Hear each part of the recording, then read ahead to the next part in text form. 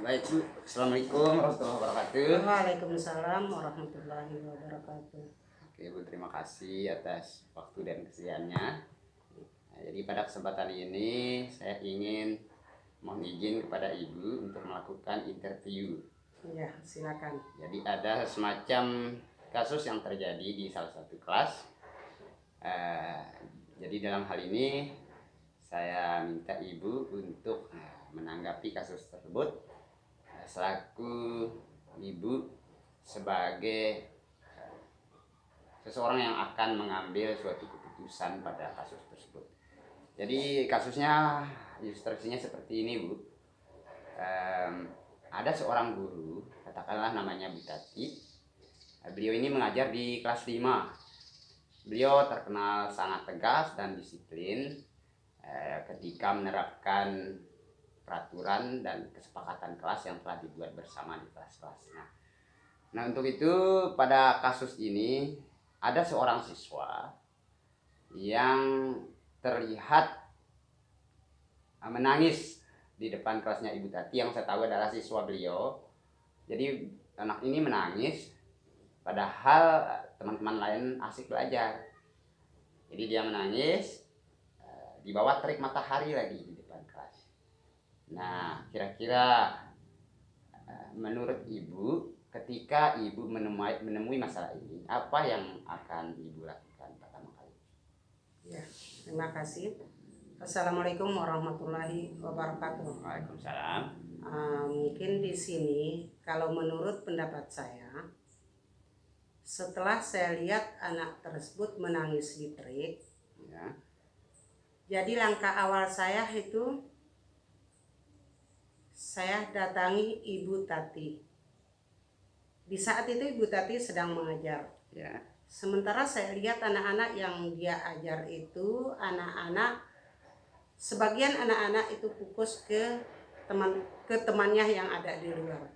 Nah untuk itu saya minta ke Ibu Tati untuk istirahat sebentar mengajar, karena di saat itu ingin saya tanyakan ada apa dengan anak-anak yang di luar itu.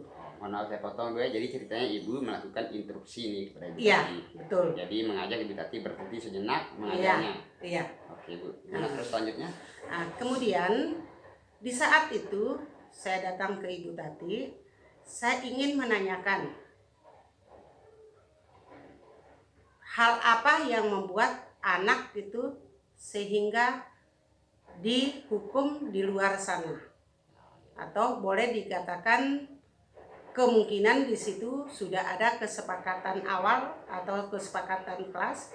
Nah, kemudian yang langkah kedua, saya datangi anak-anak yang sedang duduk sambil menangis di terik itu. Ya, jadi ceritanya Ibu coba mencari tahu dulu dari Ibu Tatinya. Iya. Apa masalah yang terjadi sehingga anak tersebut menerima hukuman tersebut. Iya. Lalu selanjutnya langkah apa Bu? Jadi langkah saya setelah saya tahu dari permasalahan dari anak itu, maka saya tanamkan kepada anak. Jadi Ibu Tati ini sebelum mengajar dia sudah sepakat dulu hukuman apa yang akan diberikan kepada anak-anak. Nah, ternyata di situ hukuman sudah disepakati lebih awal. Jadi sehingga dia mengambil keputusan di situ. Jadi prinsip yang dia pakai saat itu yaitu prinsip aturan. Menggunakan aturan. Menggunakan aturan. Oh ya, baik Bu ya. Jadi Ibu akan melakukan langkah tersebut berdasarkan prinsip berpikir berbasis peraturan. Jadi dalam rangka menegakkan peraturan yang sudah disepakati awalnya. Membuat disiplin siswa dengan peraturannya. Gitu Bu ya. Oh ya, oke. Kira-kira prinsip tersebut tepat nggak menurut Ibu diterapkan pada situasi tersebut? Tepat. Ya. Alasannya gimana?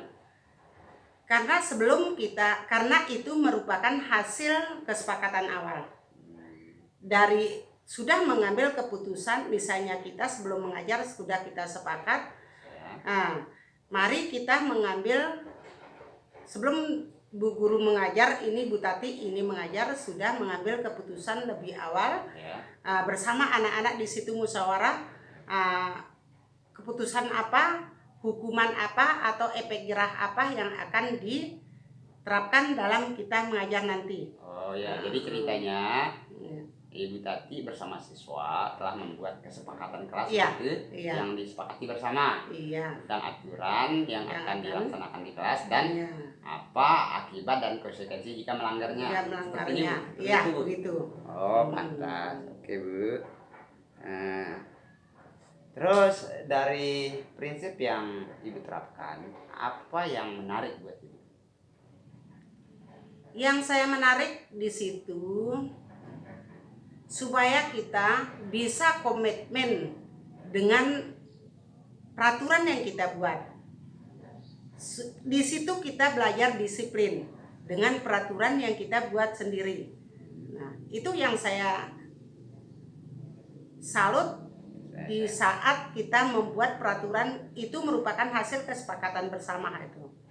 Nah, dan dia sudah tahu akibatnya andai kata dia melanggar aturan yang sudah kita buat bersama itu.